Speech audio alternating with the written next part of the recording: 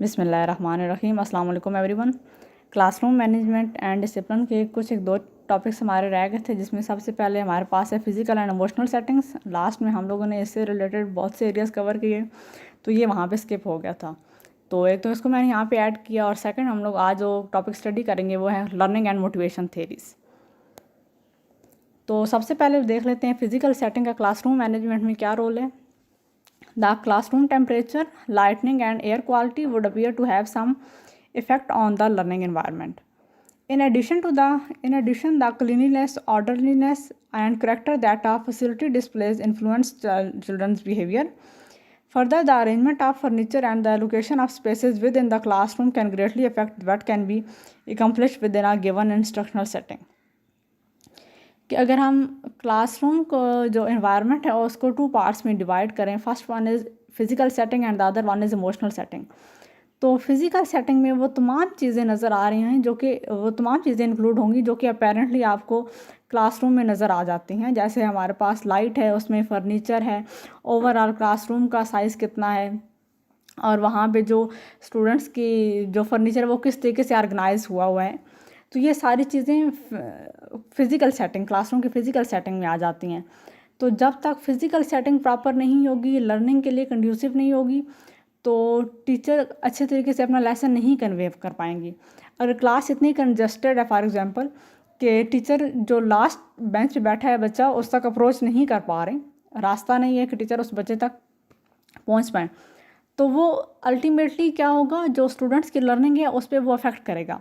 जो स्टूडेंट है वो अपनी प्रॉब्लम जो है टीचर तक नहीं बता पाएगा, या टीचर तक वो अप्रोच नहीं कर पाएगा, और टीचर जो है वो स्टूडेंट तक नहीं अप्रोच कर पाएंगी।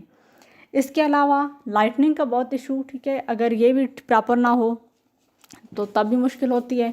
इसके अलावा अगर प्रॉपर एयर का इंतज़ाम नहीं है, ठीक है, इसके अलावा जो क्लीनलीनेस, ये भी बहुत इंपॉर्टेंट फैक्टर है, ठीक है, कि अगर आपके पास तमाम चीज़ें ठीक हैं लेकिन उसके साथ आपने सफाई का भी ख्याल रखना है कि चीज़ें जो हैं प्रॉपर अरेंज हुई हों और एक ऑर्डर में हूँ, ठीक है। तो ये सारी चीज़ें जो हैं फ़िज़िकल सेटिंग में आ जाती हैं, और फ़िज़िकल सेटिंग हमें इसके साथ साथ ये इस चीज़ में भी हेल्प आउट करती है कि टीचर अगर कोई एक्टिविटी परफॉर्म करवाना चाह रही हैं, तो क्लासरूम में जो क्लासरूम का स्ट्रक्चर है आया वो फिजिबल है कि टीचर उसमें कोई एक्टिविटी करवा सकती हैं या नहीं करवा सकती, इतनी स्पेस है या नहीं है। तो इसमें फ़िज़िकल अरेंजमेंट जो है, चेयर्स की अरेंजमेंट, डेस्क की अरेंजमेंट, टीचर्स का जो ब्लैक बोर्ड है वो या वाइट बोर्ड है उसकी प्लेसमेंट वो कहाँ पे है, ठीक है, वो ऐसी जगह पे हो जो कि तमाम स्टूडेंट्स के लिए विजिबल हो। तो ये सारी चीज़ें जो हैं वो फिज़िकल सेटिंग में इंक्लूड हो जाती हैं, जिनको हम इग्नोर नहीं कर सकते।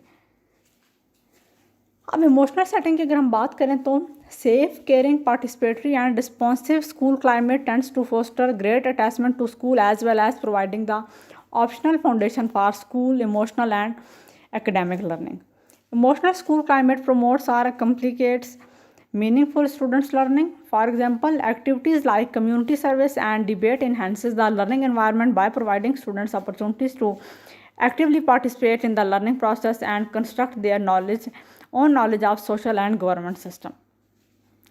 अब हम बात करें यहाँ पे इमोशनल सेटिंग्स की, वो चीज़ जो कि शायद विजिबल ना हो बट फील की जा सकती हो।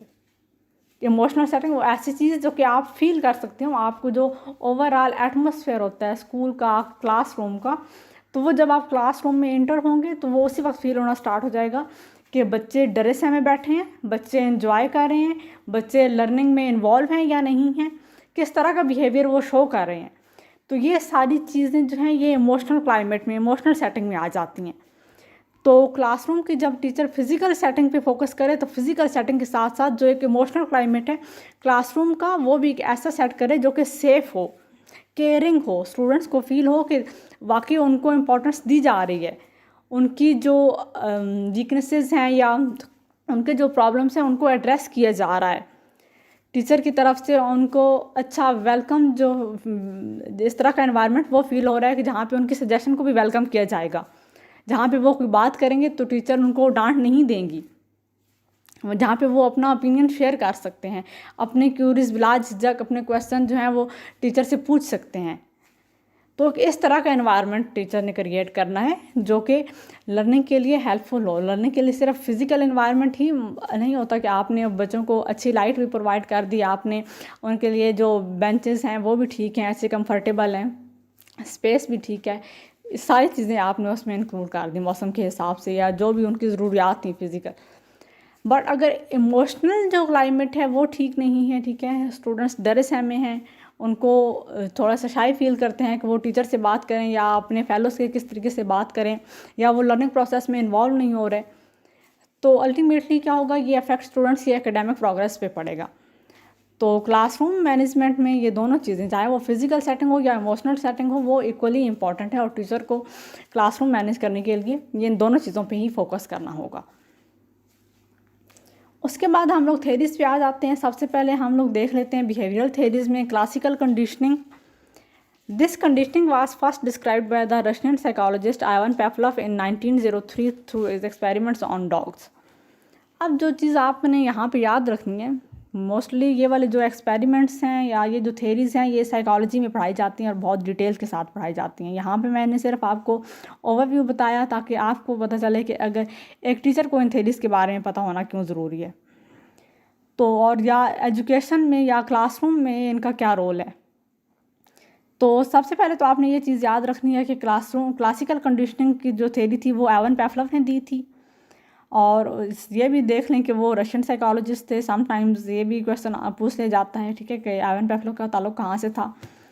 और उसके साथ जो चीज़ इंपॉर्टेंट है, जो चीज़ और याद रखनी है, हाईलाइटेड भी यहाँ पे हुई है कि उन्होंने जो एक्सपेरिमेंट किया था वो डॉग्स पे किया था। तो बेसिक जो एक्सपेरिमेंट किया गया आपको मैं तो ब्रीफ सा बता देती हूँ कि सबसे पहले उन्होंने डॉग्स पे किस तरह से एक्सपेरिमेंट किया कि उन्होंने उनके पास डॉग था आइवन पेवलोव के पास, ठीक है, उन्होंने जिसको एक डॉग चूज़ किया जिस पे उन्होंने एक्सपेरिमेंट करना था, उसको उन्होंने खाना देना स्टार्ट किया। तो खाना हमारे पास एक वो नेचुरल स्टिमुलस है, ठीक है, यहाँ पे उसको अनकंडीशन स्टिमुलस भी लिखा गया है कि जिस चीज़ को देख के उस डॉग जो है वो स्लाइवेट करना स्टार्ट कर देता। अब फूड हमारे पास वो नेचुरल स्टिमुलस है जो कि स्लाइवेशन को, जो इसके रिस्पॉन्स में स्लाइवेशन होती है, स्लाइवेशन का अमल भी हमारे पास नेचुरल है, नेचुरल रिस्पॉन्स। स्टिमुलस जो नेचुरल स्टिमुलस है उसके जवाब में जो रिस्पॉन्स है वो भी नेचुरल है।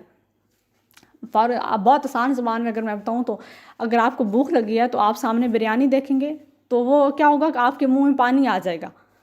सेम कंडीशन कि फूड जब उस डॉग को दिया जाता तो वो स्लाइवेशन स्टार्ट कर देता, बट इट्स नेचुरल। अब यहाँ पे अभी तक जो है कोई प्रोसेस, कोई कंडीशन नहीं इम्प्लीमेंट की गई, विदाउट एनी कंडीशन से पहले कि वो जब भी उसको फूड देना स्टार्ट करता तो वो डॉग स्लाइवेट करना स्टार्ट कर देता।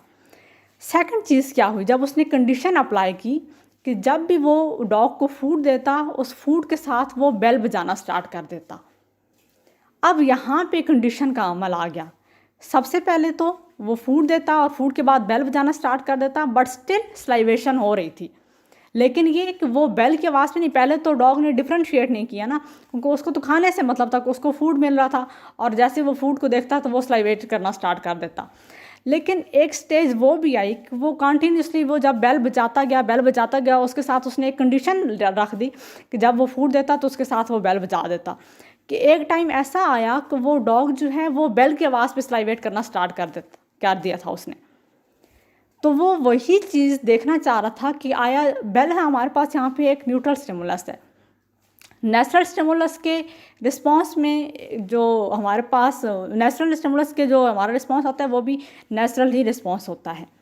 जैसे कि फूड है एक नेचुरल चीज़ है, उसको देख के हमारे मुंह में पानी आ जाना, ये भी हमारे पास एक नेचुरल रिस्पांस है।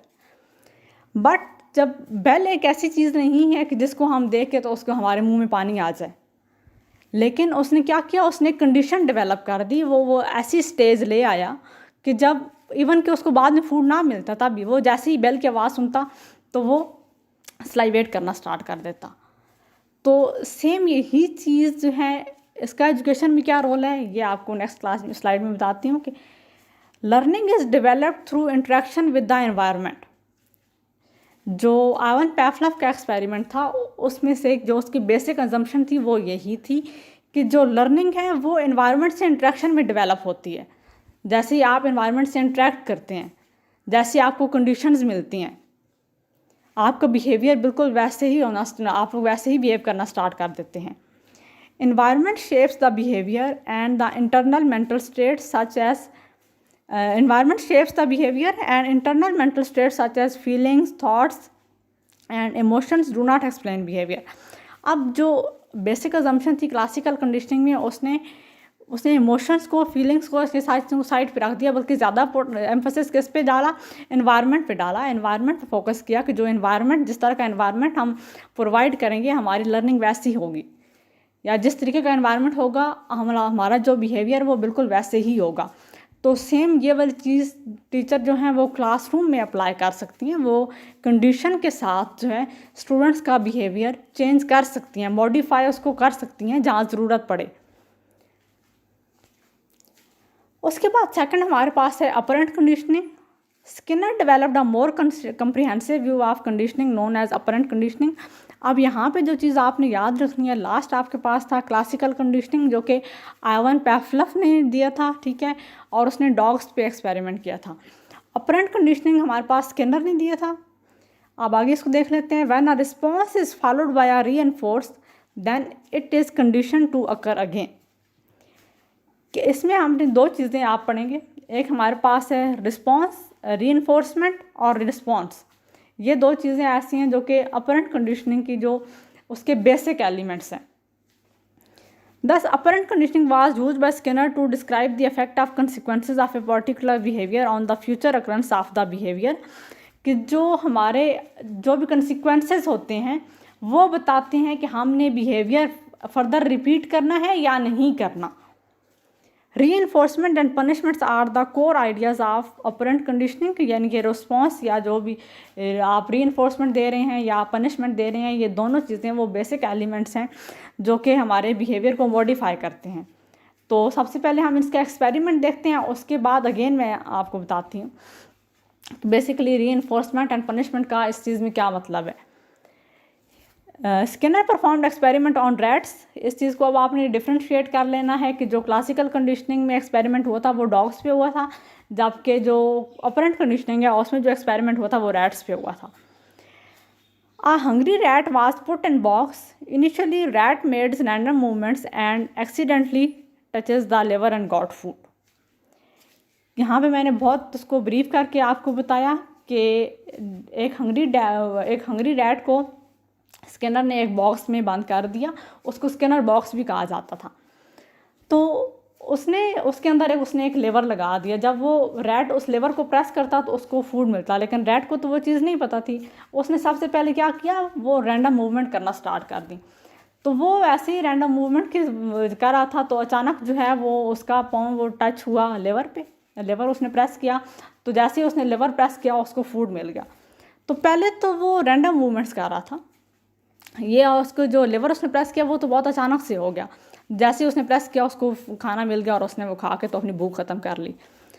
बट उसके बाद फिर अगेन उसने वो रैंडम मूवमेंट्स करना स्टार्ट कर दी। अभी तक वो डिफ्रेंशिएट नहीं कर पाया था कि हाँ भाई मुझे ये खाना मिला है तो कहाँ से मिला है, किस वजह से मिला है, वो कौन सा स्टिमुलस था जिसके रिस्पॉन्स में मुझे ये खाना मिला। अभी तक उसने ये डिफ्रेंशिएट नहीं किया। लेकिन जैसे जैसे वो रैंडम मूव करता गया, मूवमेंट्स करता गया, एक टाइम ऐसा आया कि जब उस रैट ने डिफ्रेंशिएट कर लिया कि हाँ भाई मैं सिर्फ इस लेवर को प्रेस करता हूँ, जैसे इसको प्रेस करता हूँ तो मुझे खाना मिल जाता है, फूड मिल जाता है। तो एक स्टेज वो भी आई जब रैट्स ने जब भी उसको भूख लगती वो सिर्फ जाके उस लेवर को प्रेस करता या टच करता तो उसको खाना मिल जाता। उसने जो रैंडम मूवमेंट्स हैं वो ख़त्म कर दी।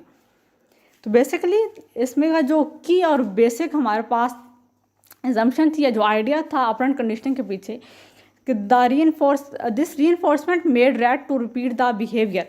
कि रीइंफोर्समेंट आपको हेल्प आउट करती है कि आपने बिहेवियर रिपीट करना है या नहीं करना। अब जब लेवर वो प्रेस कर रहा था रैट तो उसको उसके रिस्पॉन्स में खाना मिल रहा था, तो वो उसके लिए क्या था, एक अच्छा उसके बाद उसके लिए रीइंफोर्समेंट था ना एक, कि वो उसको जब वो प्रेस करता तो उसको खाना मिलता और वो अपनी भूख मिटा लेता। लेकिन इन केस कि वो अगर उसको प्रेस करता और उसको आगे से करंट लगता तो मेरा नहीं ख्याल कि वो दोबारा, या जनरली उसने इसके अलावा भी एक और एक्सपेरिमेंट इस पर भी किया था, तो वो दोबारा उस चीज़ पे प्रेस नहीं कर पाया नहीं करता कभी भी। तो वो जो रिस्पॉन्स होता है वो उस पर डिपेंड करता है कि आपने बिहेवियर वो अगेन रिपीट करना है या नहीं करना। Consequences determine whether behavior should be repeated और नॉट। ठीक है, कि यहाँ पे जो नतीजा होता है, जो एंड प्रोडक्ट होती है, वो आपको बताती है कि आपने बिहेवियर रिपीट करना है या नहीं करना। अब अगर इससे पहले वाली ये वाली स्लाइड्स पे आएँ तो अब आपको यहाँ पे रिस्पॉन्स और रीइंफोर्समेंट का मतलब बहुत अच्छे से समझ आ गया होगा कि वो रिस्पॉन्स किस रिस्पॉन्स की बात कर रहे हैं और जो रीइंफोर्समेंट है वो कौन सी रीइंफोर्समेंट है। अगेन मैं सेकंड यहाँ पे पॉइंट रीड आउट करती हूँ कि when a response is followed by a reinforcer, कि यानी कि जब आपको आपके रिस्पॉन्स पे कोई रिवार्ड दिया जाए, कोई रीइंफोर्समेंट दी जाए, then it is condition to occur again, तो वहाँ पे वो कंडीशन लग जाती है कि वही बिहेवियर अगेन परफॉर्म किया जाएगा। क्यों? क्योंकि उस बिहेवियर के परफॉर्म करने पे उस पर्टिकुलर बंदे को, पर्सन को, वो कोई रिवॉर्ड मिल रहा है, कोई रीइंफोर्समेंट मिल रही है। And the operant conditioning was used by Skinner to describe the effects of the consequences of particular behavior of the future occurrences of the behavior। कि जो अफेक्ट होते हैं consequences के, आपको वो बताते हैं कि हाँ भाई आपने नेक्स्ट टाइम वो बिहेवियर रिपीट करना है या नहीं। आपकी फ्यूचर परफॉर्मेंस को भी वो चीज़ प्रिडिक्ट कर रही होती है। अब यहाँ पे इसके कोर आइडियाज़ में रीइंफोर्समेंट एंड पनिशमेंट है। अभी हम देख लेते हैं reinforcement. A reinforcer is a stimulus or encouraging activity that increases the frequency or occurrence of a response it follows. The act of a response with the reinforcer is called a reinforcement। कि हमारे पास रीइंफोर्सर वो stimulus होता है या कोई भी encouraging activity होती है, कोई ऐसा रिवार्ड होता है जो कि हेल्प आउट करता है हमें कि हम वो बिहेवियर बार बार रिपीट करें। फॉर एग्जांपल, क्लास में एक बच्चे ने बहुत अच्छा परफॉर्म किया, आपने फर्स्ट डे उसको कैंडी दे दी, तो क्या होगा कि ये जो कैंडी है ये एक रीइंफोर्समेंट के तौर पे काम करेगी। वो बच्चा नेक्स्ट टाइम भी अच्छा परफॉर्म करेगा। क्यों? क्योंकि उसको वो एक्सपेक्ट कर रहा होगा कि मुझे अगेन वो कैंडी मिलेगी। या इसके अलावा डिफरेंट और बहुत सारे रीइंफोर्सर्स हो सकते हैं जो कि टीचर्स क्लासरूम में यूज़ कर सकती हैं। स्टूडेंट्स के लिए क्लैपिंग करवा देना, स्टूडेंट्स के लिए आपने कुछ बहुत अच्छे अल्फाज में उनकी तारीफ़ कर देना पूरी क्लास के सामने, उनके लिए बहुत अच्छे से कमेंट्स लिख देना, उनकी डायरी पे स्टार आप डाल के दे दें। तो बहुत सारे रीइंफोर्समेंट हो सकते हैं जो कि एक पर्टिकुलर बिहेवियर को रिपीट करने पे मजबूर कर देते हैं उस पर्टिकुलर पर्सन को। आप चाहते हैं कि आपके स्टूडेंट्स जो हैं वो बहुत अच्छा बिहेवियर शो करें, वो जो उन्होंने अगर बहुत अच्छा बिहेवियर शो किया है तो वो अगेन एंड अगेन वो उस चीज़ को रिपीट करें। तो उसके लिए आप अगर कोई रीइंफोर्समेंट यूज़ कर लेंगे तो इट मीन्स कि वहाँ पे फिर वो बिहेवियर, उसके चांसेस होंगे कि वो अगेन परफॉर्म करेंगे स्टूडेंट्स। अब पॉजिटिव रीइंफोर्समेंट यहाँ पे देख लेते हैं जी। अब positive reinforcement is the encouragement of a desired response by a pleasant stimulus. It increases the probability of the reoccurrence of the same response to the same situation.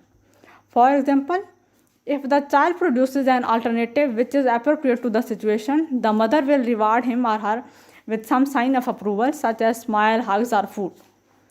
This approval or reward will encourage him to repeat the same response to the same situation. अब यहाँ पे एक बच्चे की मिसाल दी गई है, ठीक है, एग्जाम्पल दी गई है कि एक बच्चा एक अल्टरनेटिव बिहेवियर या एक ऐसा बिहेवियर शो करता है जो कि उसकी माँ चाह रही होती है, तो वो क्या होगा कि वो उसको इन रिटर्न कोई ना कोई रिवार्ड देंगी। तो इससे क्या होगा, वो रिवार्ड किसी फॉर्म में भी हो सकता है, वो कोई स्माइल हो सकती है, वो टीचर उसको कोई खाना हो सकता है, बच्चों का कोई खिलौना हो सकता है, उसको फारिग टाइम में खेलने की इजाज़त दे दें या बाहर जाने की इजाज़त दे दें, आउटिंग के लिए ले जाएं, उसके लिए कोई उसका पसंदीदा खिलौना ले आएँ कि हाँ भाई, वालदा बच्चे के लिए कंडीशन रख सकती हैं कि हाँ भाई आपने अपना होमवर्क कंप्लीट करें, अपना सारा चैप्टर जो भी आपको टास्क दिया गया वो आप याद करें, उसके बाद हम आउटिंग के लिए जाएंगे। तो वो आउटिंग क्या है, वो रीइंफोर्सर है, रीइंफोर्समेंट के तौर पे वो काम कर रहा होगा कि बच्चे ने वो बिहेवियर करना शो करना है, वो जल्दी से जल्दी अपना काम कंप्लीट करेगा। या वो बाहर फ्रेंड्स के साथ खेलना चाह रहा है तो उसकी माँ ने कंडीशन रखी कि हाँ पहले आप अपना होमवर्क कंप्लीट करें एंड अगेन उसके बाद जब आप होमवर्क कंप्लीट करेंगे तब आपको इजाज़त है कि आप बाहर जाके अपने फ्रेंड्स के साथ खेल लें। तो कुछ भी इस तरीके के रीइंफोर्समेंट किसी भी फॉर्म में हो सकती है। तो वो क्या होगा कि वो इनकरेज करेगा कि स्टूडेंट ने वो अच्छा behaviour again and again show करना है। अब नेक्स्ट हमारे पास है negative reinforcement. Negative reinforcement is the discouragement of undesired response. अब आपने कोई ऐसा रिस्पॉन्स जो कि अनडिज़ायर है और आप उसको डिस्करेज करना चाह रहे हैं ताकि स्टूडेंट्स जो हैं वो अगेन इस चीज़ को परफॉर्म ना करें, तो तब आप नेगेटिव रीइंफोर्समेंट यूज़ करेंगे। For example, it decreases the probability of the recurrence of the same response to the same situation. For example, if the child produces an utterance which is inappropriate to the situation, he or she will not be rewarded. Consequently, the child will not repeat the same response to the same situation. अब यहाँ पे क्या है कि अगर बच्चे के test के मार्क्स, फॉर एग्जांपल बच्चे के टेस्ट के जो मार्क्स हैं वो अच्छे नहीं आए, उसकी जो असेसमेंट थी वो अच्छी नहीं गई, तो क्या होगा, उसके खेलने का टाइम कम कर दिया जाएगा, उसकी आउटिंग का जो टाइम है वो कम कर दिया जाएगा। क्यों? क्योंकि बच्चा डिज़ायर्ड रिजल्ट प्रोड्यूस नहीं कर रहा। अनडिज़ायर्ड रिस्पॉन्स, यहाँ पे जो बच्चे के मार्क्स कम हुए हैं या जो उसकी स्टडी पे अफेक्ट हुआ है वो अनडिज़ायर्ड रिस्पॉन्स है। तो उसको कम करने के लिए क्या करेंगे पेरेंट्स, वो उसका बाहर उसके फ्रेंड्स के साथ जो खेलने का टाइम है उसको कम कर देंगे या ख़त्म कर देंगे कि जब तक वो अच्छा रिजल्ट नहीं लेके आता, उसको आउटिंग पे नहीं लेके जाया जाएगा जब तक कि वो अपना काम प्रॉपर तरीके से कंप्लीट नहीं करता और वो अपने अच्छे मार्क्स नहीं लेके आता या अपनी स्टडीज़ का जो ओवरऑल उसका रिस्पॉन्स है वो अच्छा नहीं कर पाता। तो ये हमारे पास नेगेटिव रिस्पॉन्स और पॉजिटिव रिस्पॉन्स दोनों बेसिकली जो डिज़ायर्ड रिस्पॉन्स है उसके लिए ही किए जाते हैं कि जो डिज़ायर्ड रिस्पॉन्स है उसको इनकरेज किया जाए। जो पॉजिटिव रीइंफोर्समेंट था वो भी इसी वजह से था कि जो पेरेंट्स डिज़ायर्ड रिस्पॉन्स चाह रहे हैं वो उसको इनकरेज करें, और जो नेगेटिव रीइंफोर्समेंट है वो भी डिज़ायर्ड रिस्पॉन्स को इनकरेज करने के लिए, स्टूडेंट्स की एकेडमिक परफॉर्मेंस को या बच्चे की जो एकेडमिक परफॉर्मेंस है उसको बेहतर करने के लिए ही नेगेटिव रीइंफोर्समेंट भी दी जा रही है। पनिशमेंट जो है वो एक डिफरेंट कॉन्सेप्ट है। Punishment is use to raise undesirable behavior by presenting a distressing stimulus when the behavior occurs.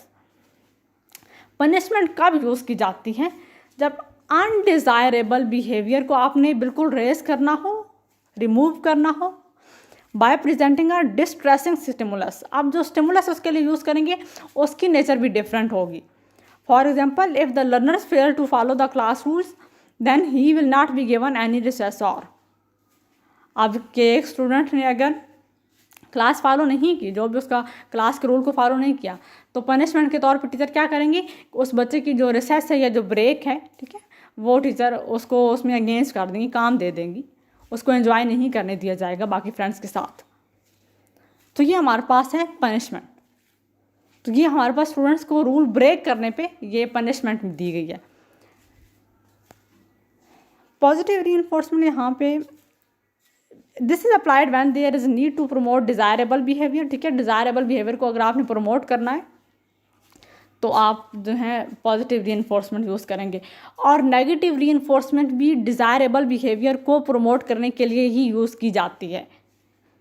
You want to encourage our students to keep tidy books. You observe the target behavior and reward it with a praise or prize. ठीक है, कि अगर आप जो भी आप response चाह रहे होते हैं, अगर स्टूडेंट वैसा ही रिस्पॉन्स आपको देते हैं, ठीक है, कि अगर चाह रहे हैं कि आपके जो स्टूडेंट्स हैं वो किसी सब्जेक्ट में या जो भी टॉपिक आपने उनको पढ़ाया, चैप्टर पढ़ाया, उसमें बहुत अच्छा स्कोर करें, अगर उन्होंने वाकई आपकी एक्सपेक्टेशन के अकॉर्डिंग वो लिया है तो आप उनके लिए कोई उनको आप प्रेस करेंगी, उनको कोई प्राइज़ दे देंगी, तो इट मीन्स कि स्टूडेंट्स जो हैं वो अगेन वैसा ही बिहेवियर शो करेंगे, तो वो उसके चांसेस को इंक्रीज कर देता है कि स्टूडेंट्स जो हैं सेम बिहेवियर अगेन रिपीट करें।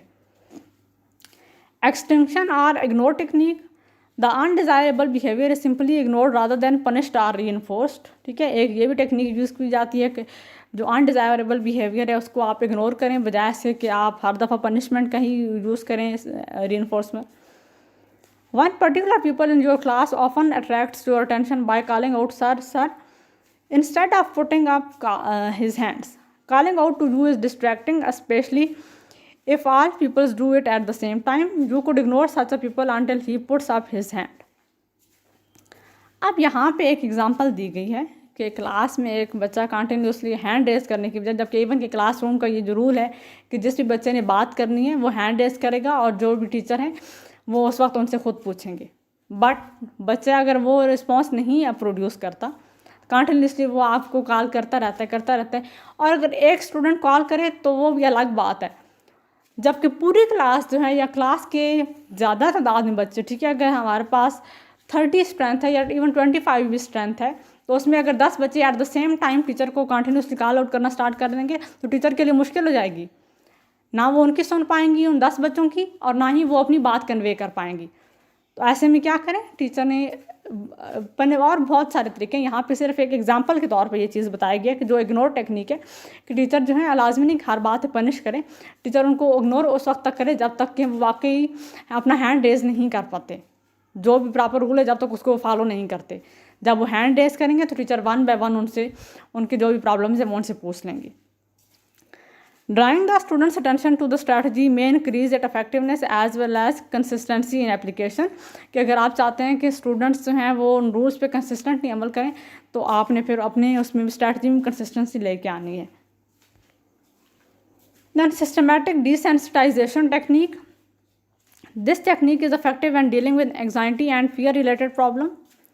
अब अगर टीचर ने एंग्जाइटी और फियर रिलेटेड प्रॉब्लम के साथ डील करना हो तो उसके लिए सिस्टमेटिक डिसेंसिटाइजेशन की टेक्निक यूज़ की जाती है। जनरली बहुत सारी हैं, यहाँ पे आपके लिए एक में यहाँ पे लिखी है, this individual is given small doses of what is feared until a relaxed response is built up. For example, are students who fears to speak in class में first practice speaking only with the teacher. When she is comfortable with that she may be given an opportunity to speak with the teacher and 2 classmates. After that, she may try to become involved in a small discussion group and so on until her fear is mastered and she gains the confidence to speak in class। अब यहाँ पे क्या है कि basically ये technique जो है वो फियर रिलेटेड प्रॉब्लम्स को डील करने के लिए ही यूज़ की जाती है। कि आपकी क्लास का एक बच्चा शाय है, ठीक है, वो क्लास के सामने हेजिटेट करता है बात करते हुए, ठीक है, उसको फियर फील होता है, तो सबसे पहले तो टीचर और उस स्टूडेंट्स की जो है वो रैपो आपस में बिल्ड होगी। मोस्टली बच्चे जो हैं वो टीचर के साथ बात करने में कंफर्टेबल होते हैं as compare to whole class. तो पहले क्या होगा, स्टार्ट में वो बच्चा अपनी बात या अपनी प्रॉब्लम जो है वो टीचर के साथ शेयर करेगा। उसके बाद आपने आहिस्ता आहिस्ता उसका फ्रेंड सर्कल जो है, ये सोशल सर्कल, वो इंक्रीज़ करते जाना है। टीचर ने इंश्योर करना है कि जो उसको ऐसे बच्चों के साथ बिठाए जिनसे वो अपनी बात शेयर कर सके विदाउट एनी हेजिटेशन, ठीक है, वो फियर से हट के, ठीक है, अपनी बात जो है ओपनली डिस्कस कर सके। उसके बाद वो उन 2 से हट के जो स्पैन है उनके सोशल सर्कल का वो इंक्रीज़ कर दे, उस बच्चे को 3 से 4 स्टूडेंट्स के ग्रुप में भेज दे जहाँ पे वो आहिस्ता आहिस्ता उसको वो फियर ख़त्म हो और वो अपनी बात शेयर कर सके, हेजिटेट ना हो, उसके अंदर कॉन्फिडेंस डेवलप हो। तो आहिस्ता आहिस्ता ये सब करते हुए, इस चीज़ों की प्रैक्टिस करते हुए एक टाइम ऐसा भी आएगा कि जब वो स्टूडेंट्स जो हैं ओपनली पूरी क्लास के साथ जो हैं वो अपनी जितनी भी उसके प्रॉब्लम्स हैं या जो भी अपनी बात डिस्कस करना चाह रहे हैं, अपना ओपिनियन शेयर करना चाह रहे हैं, तो वो आसानी के साथ जो है क्लास के साथ डिस्कस कर लेगा openly.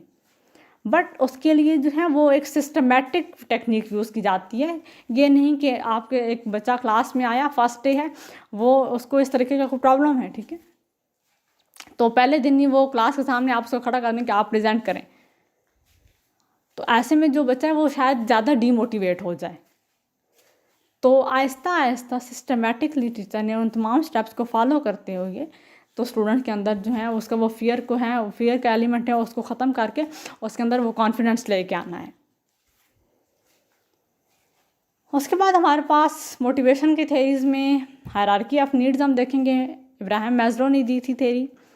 Abraham Maslow developed one of the most widely recognized need theories, a theory of motivation based upon the consideration of human needs। इससे पहले जो हम लोगों ने जो 2 थेरीज़ देखी थी, classical conditioning and operant conditioning, वो बिहेवियरल थेरीज़ थी और वो स्टूडेंट्स के जो बिहेवियर है उसको मॉडिफाई करने के लिए क्लासरूम में मोस्टली टीचर यूज़ करते हैं वो वाली स्ट्रैटेजीज़। अब ये मोटिवेशन की थेरी है और बेसिकली इसकी जो बेसिक इसका एजम्पशन है या बेसिक इसका आइडिया जो इसके पीछे है वो ह्यूमन नीड्स पे डिपेंड कर रहा है, ह्यूमन नीड्स पे ज़्यादा फोकस कर रहा है कि ह्यूमन नीड्स जो हैं वो स्टूडेंट्स की मोटिवेशन का बायस बनती हैं। तो आपने यहाँ पे जो चीज़ याद रखनी है कि आप इब्राहिम मैस्लो ने ये दी थी, ठीक है। उसके बाद यहाँ पे हम उन बेसिक असम्पशंस की बात कर लेते हैं। His theory of human needs had 3 assumptions. Human needs are never completely satisfied. एक ये चीज़ कि इंसानी जो ज़रूरियात हैं वो कभी भी कम्प्लीटली सेटिस्फाइड नहीं होती। Second, human behaviour is purposeful and is motivated by the need for satisfaction, कि हमारा जो बिहेवियर है वो अपनी नीड्स के सेटिस्फेक्शन के लिए ही मोटिवेटेड होता है। इवन जब हमारी नीड फुलफिल हो जाती है तो वो चीज़ हमारे लिए मोटिवेशन का बायस नहीं रह जाती। Needs can be classified according to the hierarchical structure of importance from the lowest to highest, और ये जो स्ट्रक्चर चलता है वो लोएस्ट टू हाईएस्ट की तरफ जाता है। पहले हम लोग बेसिक नीड्स की तरफ जाएंगे और उसके बाद एडवांस में मूव करते हैं। Maslow broke down the needs hierarchy into 5 specific areas, उसने उसको 5 एरियाज में क्लासीफाई किया। सबसे पहले हमारे पास है physiological needs, then safety needs, belonging and love needs, esteem needs and self actualization need. One by one इनको देख लेते हैं। सबसे पहले है physiological needs. Maslow grouped all physical needs necessary for maintaining basic human wellbeing such as food and drink into this category. After the need is satisfied, however it is no longer is a motivator. Physiological needs हमारे पास basic needs आ जाती हैं जो कि इंसान के, human beings के survival के लिए बहुत ज़रूरी हैं। उसमें हमारे पास फूड आ जाता है, ड्रिंक आ जाती है, एयर आ जाता है, टेम्परेचर आ जाती हैं। जो बेसिक हमारे पास बेसिक ज़रूरियात हैं, एक इंसानी ज़रूरियात, ये फिजियोलॉजिकल नीड्स में आती हैं, और ये जब तक फुलफ़िल नहीं होंगी कोई दूसरी चीज़ जो है वो हमें मोटिवेट नहीं कर पाएगी। और अगर ये हमारी फुलफ़िल हो जाएं तो ये हमारे लिए मोटिवेशन का बायस नहीं रहती। फॉर एग्ज़ाम्पल, मुझे भूख लगी थी लेकिन मेरे पास खाना मौजूद है और मैंने पेट अपना भर लिया, तो उसके बाद वो खाना मेरे लिए मोटिवेशन का बायस नहीं रहेगा। आप मुझसे उसकी बेस पे कोई भी काम नहीं करवा सकते हैं कि हाँ भाई आप ये काम करो, उसके बदले में आपको ये फूड दिया जाएगा। क्यों? क्योंकि मैं अपना पेट पहले ही भर चुकी हूँ, वो फूड ऑलरेडी मेरे पास मौजूद है, तो इसलिए वो मेरे लिए मोटिवेशन का बायस नहीं है। बट अगर आई एम हंग्री, अब कंडीशन आ गई कि मेरी वो नीड, जो बेसिक नीड्स हैं वो फुलफिल नहीं हैं, तो तब तो वो फूड मेरे लिए मोटिवेशन का बायस बनेगा। तो जब तक फिजियोलॉजिकल नीड्स आपकी कंप्लीट नहीं होंगी, सेटिस्फाइड नहीं होंगी, आप नेक्स्ट लेवल पे मूव नहीं कर पाएंगे अकॉर्डिंग टू मैस्लो। और अगर वो हमारे पास फुलफिल हो जाती हैं तो वो मोटिवेशन का बायस नहीं रहती। फिर safety needs, these need include the need for basic security, stability, protection and freedom from fear. A normal state exists for an individual to have all these needs generally satisfied, otherwise they become primary motivators. अब second चीज़ safety needs हमारे पास, कि आपको protection मिले, ठीक है। Human needs सबसे तो basic चीज़ें तो हमारे पास हवा, पानी, खुराक, ठीक है, वो चीज़ें थी। उसके बाद सेकंड चीज़ आपको शेल्टर भी चाहिए, एक घर चाहिए जहाँ पे आप जो मौसम है या जितनी भी बाकी इसके अलावा उन सब चीज़ों से आपको प्रोटेक्ट किया जा सके, जो भी बाकी हमले वगैरह या इस तरह की कुछ चीज़ें, तो आपके पास एक शेल्टर मौजूद हो जहाँ पे आप पनाह ले सकें, तो वो आपके सेफ्टी नीड्स में आ जाएगा। तो अगर आपकी सेफ्टी नीड्स फुलफिल नहीं होंगी तब तो ये आपके लिए मोटिवेशन का बायस बनेंगे, आप इनके लिए कोशिश करेंगे। बट अगर आपकी ये सेटिस्फाइड है, आपके पास अपनी सेफ्टी की तमाम चीज़ें मौजूद हैं, तो आपके लिए ये प्राइमरी मोटिवेटर्स बन जाएंगे, ये इनका रोल इतना ज़्यादा नहीं होगा। Then belonging and love needs, after the physical and safety needs are satisfied and are no longer motivators, the need for belonging and love emerges as a primary motivator. The individual strives to establish meaningful relationship with significant others. अब जब आपकी safety needs भी fulfil हो गई हैं, आपकी physiological needs fulfil हो गई हैं, देन आ जाती है बिलोंगिंग एंड लव नीड्स। कहा जाता है कि इंसान जो है वो माशरती हैवान है, अरस्तू ने कहा था man is a social animal. तो वो सर्वाइवल के लिए जो है उसको दूसरों के साथ फिर रिलेशनशिप भी बनाने पड़ते हैं। और ये हमारे पास फिर तीसरा मोटिवेटर के तौर पे काम करेगा, लेकिन वो तब करेगा जब हमारी बेसिक नीड्स सेटिस्फाइड होंगी। तो उसके बाद जो है वो जो इंडिविजुअल है वो बिलोंगिंग या लव नीड्स की तरफ तब आएगा। देन हमारे पास esteem needs. An individual must develop self confidence and wants to achieve status, reputation, fame and glory. अब एस्टीम नीड्स बेसिकली आपके हमारे पास कि आप चाहते हैं कि आपके एक मास्टर में मुकाम हो, एक स्टेटस हो, आपकी रिस्पेक्ट की जाए। यहाँ बात आपकी अना की आ जाती है। आप फिर चाहते हैं कि लोग आपकी रिस्पेक्ट करें, ये वो स्टेज आ जाती है। अब ये हमारे पास मान लो थोड़ा सा लोएस्ट टू हाईएस्ट मूव कर रहे हैं, ठीक है। जो आपकी बेसिक नीड्स हैं वो फिलफुल होंगी तो आप एस्टीम नीड्स की तरफ तब आएंगे। आप अपने सेल्फ कॉन्फिडेंस की तरह अपने आप में कॉन्फिडेंस डेवलप करना चाह रहे हैं या अपनी ज़ात के ऊपर जो है वो तवज्जो देना चाह रहे हैं कि आपके अंदर ये चीज़ें मौजूद हों, लोग आपकी इस चीज़ की वजह से रिस्पेक्ट करें या आपकी एक रेपुटेशन हो, अच्छा आपका स्टेटस हो, ग्लोरी हो। तो ये सब चीज़ें जो हैं आपकी बेसिक नीड्स सेटिस्फाइड होने के बाद की स्टेज है। Then self actualization needs. Assuming that all the previous needs in the hierarchy are satisfied, an individual feels a need to find himself. अब ये जो मैस्लो की हायरार्की ऑफ नीड्स है उसका सबसे हाईएस्ट लेवल है सेल्फ एक्चुअलाइजेशन नीड्स। अब ये है जिसका कॉन्सेप्ट अल्लामा इकबाल ने दिया था खुद ही का। जब आपने अपने आप को पहचानना है, अपनी ज़ात की आपने खोज लगानी है, और ये वो स्टेज है जहाँ पे बहुत कम लोग पहुँच पाते हैं। जब तक आपकी बेसिक नीड्स जो है इससे पहले वाले जो चार हैं, ठीक है, वो आपकी कंप्लीट नहीं हो पाएंगी। सबसे पहले आपकी फिजियोलॉजिकल नीड्स हैं, जो बेसिक नीड्स, आपको हवा चाहिए, खाना, पानी, खुराक, ठीक है। उसके बाद सेफ्टी नीड्स में आपको एक शेल्टर चाहिए, आपको पनाहगाह चाहिए। सेकंड चीज़, उसके बाद थर्ड हमारे पास बिलोंगिंग, ठीक है। आपने लव नीड्स आ जाती हैं, आप रिलेशनशिप बनाते हैं उसमें। उसके बाद एस्टीम, जहाँ पे आप इज़्ज़त नफ्स की बात करते हैं। और उसके बाद हमारे पास सेल्फ एक्चुअलाइजेशन की नीड्स आ जाती हैं, और ये सबसे हाईएस्ट लेवल है। वो एक स्टेज जैसे आप कंप्लीटली आपकी फुलफिल होगी तो उसके बाद फिर आप हाईएस्ट लेवल पे पहुंचेंगे। जब आपकी तमाम वो बेसिक ज़रूरियात पूरी हो चुकी होंगी तो आपको फिर ये चीज़ मोटिवेट करेगी, तब मोटिवेट करेगी। तो अगर आपकी पिछली नीड्स फुलफिल नहीं हुई हैं तो अगेन आप उन्हीं चीज़ों की सेटिस्फेक्शन के लिए कोशिश करते रहेंगे। तो उससे जो हाईएस्ट वाली हैं वो आपको तब तक मोटिवेट नहीं कर आप उन तक नहीं पहुंच पाएंगे, उनके लिए नहीं कोशिश कर पाएंगे। The following are some practical strategies and resources to assist teachers with classroom behaviour. तो बेसिकली उसके हमारे पास टोटल 5 लेवल्स है। ओवरव्यू आपने बस उनका ले लेना कि जो उसने 5 नीड्स दी थी वो कौन सी थी और बेसिक उनमें मेन पर्पस क्या था उन नीड्स को देने का। तो इसके अलावा यहाँ पे कुछ सजेशंस हैं जिसके टीचर क्लासरूम बिहेवियर किस तरीके से इम्प्रूव कर सकती हैं। ओवरऑल एक टीचर को जानना इसीलिए ज़रूरी है कि अगर टीचर जो है स्टूडेंट्स को मोटिवेशन के थ्रू उनका बिहेवियर इंकरेज करना चाह रही हैं, स्टूडेंट्स की लर्निंग को इंक्रीज़ करना चाह रही हैं, उनकी एकेडमिक्स परफॉर्मेंस में बेहतरी लाना चाह रही हैं, तो टीचर्स को उन तमाम एरियाज़ के बारे में पता होना चाहिए कि जो कि स्टूडेंट्स के बिहेवियर को मॉडिफाई कर सकते हैं या उनको मोटिवेट कर सकते हैं। अब यहाँ पे कुछ सजेशंस हैं, देख लेते हैं जी। Ensure activities are purposeful and interesting with clear goals that students perceive to be worthwhile.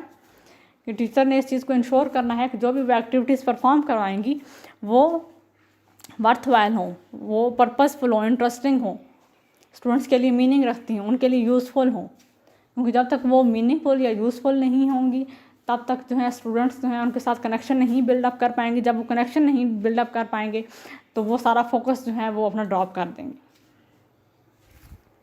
Then provide adequate and relevant learning resources which offer students choice and the motivation to participate। अब यहाँ पे जो learning resources teacher use करें वो भी ऐसे हैं जो कि स्टूडेंट्स को मोटिवेट करें, और इसमें टीचर ने स्टूडेंट्स की जो चॉइस है उसके अकॉर्डिंग और टीचर ने वो रिसोर्सेज यूज़ करने हैं ताकि स्टूडेंट जो हैं वो इन्वॉल्व हों उस प्रोसेस में लर्निंग के। Then negotiate a shared understanding, expectations and acceptance of responsibilities and rights within the classroom. For example, collaboratively develop a code of conduct and provide choice and decision making opportunities for students।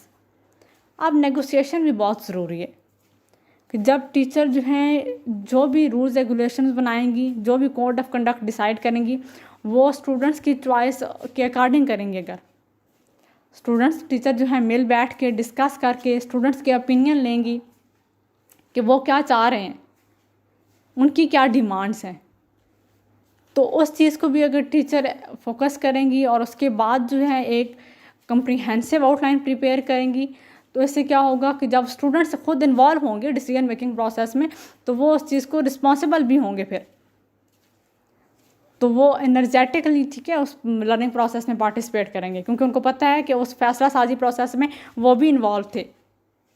और जितने भी यहाँ पे rules regulation बनाए गए हैं उन सब का इक्वली ही उन सब ने ही अपना पार्ट जो है वो प्ले किया है, तो वो फिर वायलेट करने की तरफ नहीं जाएंगे। Encourage student self evaluation of progress and achievement on learning task. अब यहाँ पे स्टूडेंट्स को आपने सेल्फ एवेल्यूएशन की तरफ लाजमी लेके आना है कि जो सेल्फ एवेल्यूएशन है उससे क्या होगा कि स्टूडेंट्स जो हैं वो अपने ओन पे काम कर सकेंगे, अपनी वीकनेसेस पे। अगर वो सेल्फ एवेल्यूएशन की तरफ नहीं आएंगे तो वो फिर कोई ना कोई ऐसा शख्स ढूंढते रहेंगे जो कि उन्हें बताए, उसके बाद ही वो अपनी चीज़ों में इम्प्रूवमेंट लेके आएँ। खुद से अगर वो अपनी चीज़ों को आइडेंटिफाई, अपनी वीकनेसेस को आइडेंटिफाई नहीं कर पाएंगे तो उनके लिए अपनी लर्निंग को बेटर बनाना मुश्किल हो जाएगा। तो स्टूडेंट्स को सेल्फ एवेल्यूएशन, सेल्फ असेसमेंट की आपने टेक्निक सिखानी है, इस चीज़ को इनकरेज करना है। और उसी के साथ जो है उनकी साथ में नेक्स्ट हम लोग देख लेते हैं कि ensure students understand the consequences of choices and their behaviour, कि आप स्टूडेंट्स को आपने उन कंसिक्वेंसेज और बिहेवियर्स के जो आपके पास एंड रिजल्ट होगा, एंड प्रोडक्ट होगा, वो आपने क्लियर कट मेंशन कर देना है। जनरली ये बात पढ़ने में बहुत ऑफेंसिव शायद लगे या बोलने में भी कि अगर आप पढ़ेंगे नहीं तो फेल हो जाएंगे, बट स्टूडेंट्स को आपने ये चीज़ रियलाइज़ करवानी है कि वो ना पढ़ने का नतीजा अल्टीमेटली क्या होगा, कि वो कामयाब नहीं हो पाएंगे। तो आप टीचर ने जो भी उनका बिहेवियर है उसके कंसिक्वेंसेस जो हैं वो पहले बताने हैं, क्लियर कट बताने हैं कि अगर वो स्पेसिफिक बिहेवियर शो करेंगे तो उनको किस तरह के कंसिक्वेंसेस का सामना करना पड़ सकता है। अगर वो कोई रूल वायलेट करेंगे, ब्रेक करेंगे, तो उनको कौन से नताइज का सामना करना पड़ सकता है। तो ये वाली कुछ चीज़ें हैं जो कि टीचर को, इसके अलावा और बहुत सारे हैं, आपको इस पे ढेरों किताबें मिलेंगी, लेकिन ये हमारे पास कुछ बेसिक चीज़ें हैं जो कि हर टीचर को पता होनी चाहिए। क्लासरूम मैनेजमेंट के लिए एक सिर्फ ये नहीं फोकस करना आपने कि आप लेसन प्लान बना के चले जाएं, आपका फिज़िकल सेटिंग भी ठीक हो, आपने बाकी सारी चीज़ें भी कर ली, लेकिन इसके अलावा भी कुछ ऐसी चीज़ें हैं जो कि टीचर को हेल्प आउट कर सकती हैं कि वो अपनी जो लेसन है उसकी डिलीवरी अच्छे वो कर सके और उसके साथ जो है वो स्टूडेंट्स की लर्निंग है उसको बेटर बना सके। तो उनमें से ये वाली बेसिक सजेशंस हैं जो मैंने आपको बताई। इसके अलावा ये वो वाली चीज़ें हैं जो कि आपको पेपर अटैम्प्ट करने में बहुत ज़्यादा हेल्पफुल होंगी, कि वहाँ पे आप अपना फिर सब्जेक्टिव होके आपने चॉइसेस जो हैं वो सिलेक्ट नहीं करेंगे, बल्कि ऑब्जेक्टिवली देखेंगे कि अगर इन केस किसी टीचर को ये प्रॉब्लम फेस करनी पड़े तो वो क्या करे। आपने पेपर जो अटैम्प्ट करना है वो सब्जेक्टिव होके नहीं करना, बल्कि आपने पेपर को पेपर के पॉइंट ऑफ व्यू से ही अटैम्प्ट करना है।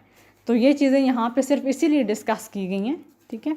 अदरवाइज़ मेरा ओपिनियन हो सकता है आपसे बिल्कुल डिफ़र कर रहा हो, आप इस सिचुएशन पे होते हैं तो आप कोई और स्ट्रैटेजी शायद यूज़ करते हैं, लेकिन ये कुछ जनरल चीज़ें हैं जो कि टीचर्स को फॉलो करते रहने चाहिए। तो इस वजह से ये मैंने डिस्कस कर ली। तो कोशिश करें कि इन तमाम चीज़ों को एक दफ़ा रिव्यू कर लें, ठीक है, ताकि आपको ये बहुत ज़्यादा हेल्पफुल साबित होंगी आपके लिए कि आप अपना पेपर जो है बहुत अच्छे से अटैम्प्ट कर सकें। आपकी कामयाबी के लिए दुआ गो रहूँगी। मुझे दें इजाज़त। अल्लाह हाफ़िज़।